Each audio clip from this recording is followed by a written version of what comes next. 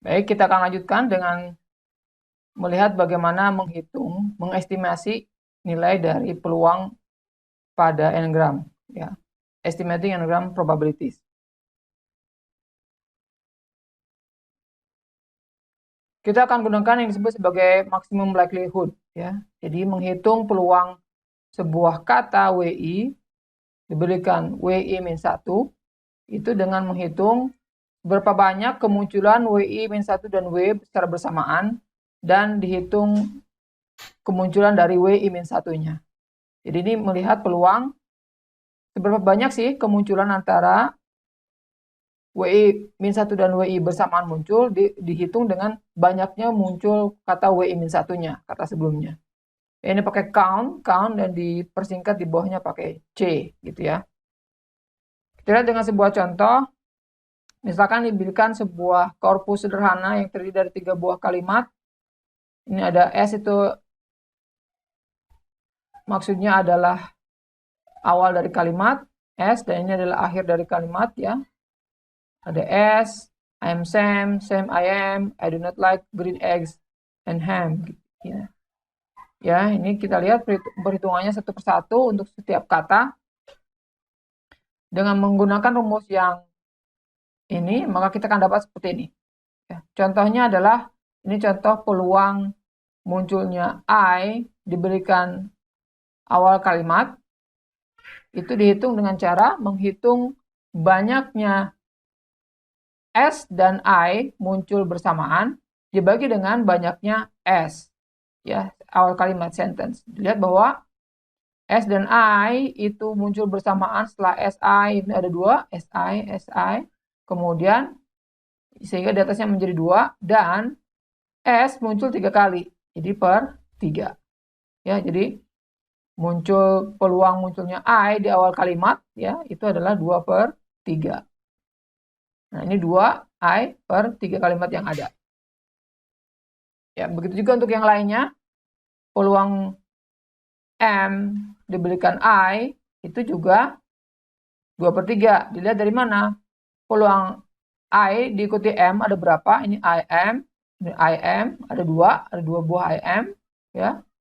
Sehingga ini 2, sedangkan peluang I-nya sendiri muncul dalam kalimat ini ada 1, 2, 3. I-nya 3. Jadi peluang 2 per 3, 0,67 juga.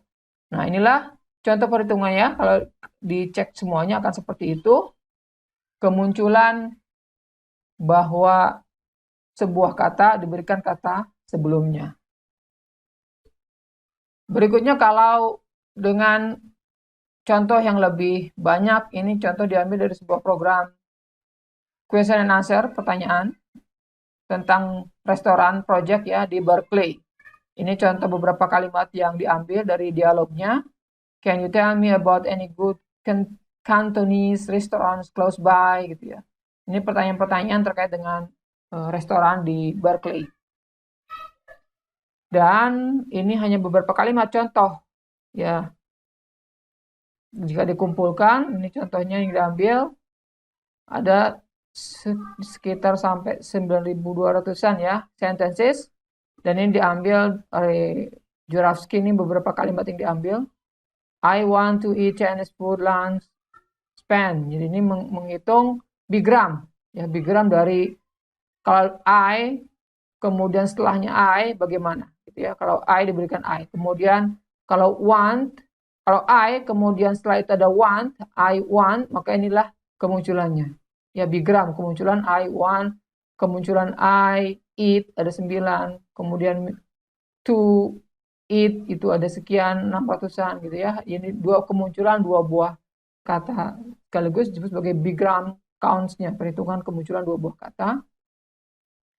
Kalau di normalize kita, ya, ini kan angkanya tinggi-tinggi, kita normalize untuk menghitung dengan peluangnya dengan menggunakan unigram, perhitungan kata-katanya, ya. Ini ada I ada sekian ribu, one sekian ribu, kemudian begitu sampai akhir, span dilihat. Nah, ini kita bagi dia sehingga dinormalize untuk menjadi peluang, ya, yang totalnya adalah 1. Ini kalau dihitung totalnya 1, maka angkanya menjadi seperti ini. Bahwa ada 1, 2, ini munculnya 0,66, ya. Kemudian to eat menjadi 0,28, ini termasuk tinggi ya, 0,6, 0,8 tinggi sesuai dengan angka yang tadi. Ini menjadi normalize ya, antara 0 dan 1 angkanya. Nah, dengan menggunakan itu, kata-kata yang tadi, dengan menggunakan Big Gram Estimate tadi, kita gunakan untuk menghitung peluang sebuah kalimat I want English food menjadi perhitungannya menjadi perhitungan I diberikan S dikali P peluang dikali peluang one diberikan I dikali peluang English terus begitu ke bawah sampai peluang N sentence diberikan kata food menjadi dikalikan diambil semua menjadi 0,00031. Lihat angkanya sangat kecil karena memang tadi angkanya juga di bawah 0, antara 0 dan 1 ketika dikalikan akan menjadi sangat kecil. Apa yang kita bisa tahu dari peluang-peluang itu? Dilihat di sini bahwa ada peluang Chinese diberikan one, berarti one Chinese menginginkan Chinese food mungkin ya, one Chinese dan one English, bahwa ini lebih tinggi nih one Chinese. Ini menunjukkan bahwa mungkin pada konteks itu dia Chinese food itu lebih populer ya dari English food mungkin ya. Kemudian dari sini bahwa dari one to ini peluang to diberikan one itu sangat tinggi 0,6. Ini karena terkait dengan grammar dalam bahasa Inggris ya, grammatical issue ya, bahwa setelah kata one tuh biasanya to, I want to eat, I want to make something, I want to go gitu kan. Jadi ini memang akan sangat sering muncul setelah one ada kata to. Kemudian to eat juga tinggi. To food nilainya 0 karena ini sesuatu kata yang aneh. Rangkaiannya kalau ada to food gitu ya. Kemudian ada I diberikan S jadi tinggi, bahwa ini orang sering mengatakan I di awal kalimat kan. Ini diberikan awal kalimat S, kemudian setelah itu I itu sangat tinggi juga nilainya 0,25. Ya, ini beberapa pengetahuan yang bisa kita ambil dari peluang-peluang yang tadi itu.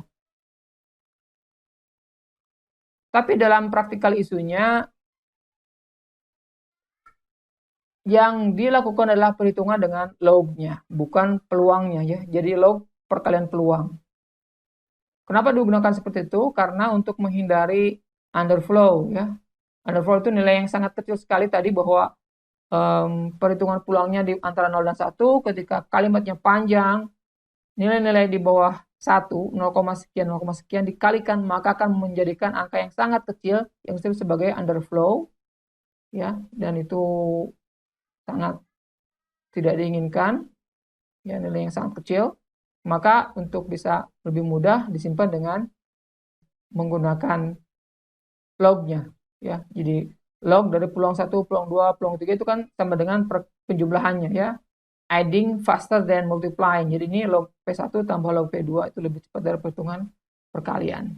Ya, jadi yang disimpan biasanya adalah log space, bukan pada nilai peluang yang asal. Baik, ini resume pertemuan yang pertama tentang language modeling.